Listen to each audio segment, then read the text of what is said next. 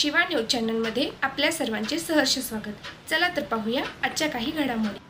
श्री सौंदत्ती रेणुका यल्लम्मा मंदिरामध्ये दक्षिण भारतातील सर्वात प्रसिद्ध आणि जागरूक धार्मिक स्थळांपैकी एक असलेल्या सौंदत्ती यल्लम्मा मंदिराच्या हुंडीची मोजणी गुरुवारी पूर्ण झाली।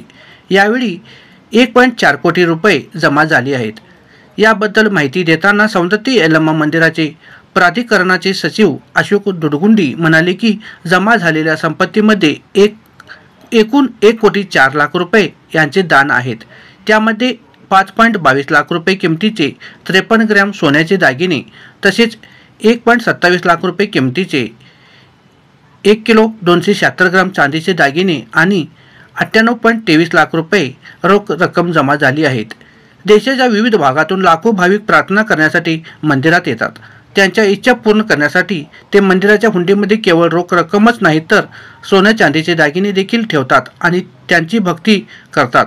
यल्लम्मा मंदिर प्राधिकरणाचे कार्यकारी अधिकारी, मंदिराचे अधिकारी, धार्मिक बंदोबस्त विभागाचे कर्मचारी, सौंदत्तीचे तहसीलदार आणि पोलीस कर्मचाऱ्यांच्या उपस्थितीत ही हुंडी फोडण्यात आली।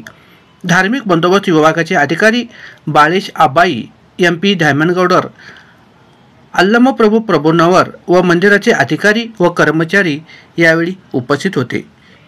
शिवा न्यूजसाठी शिवानंद वशीदार। चॅनलला लाईक व सबस्क्राईब करायला विसरू नका। बेल आयकॉन क्लिक करा।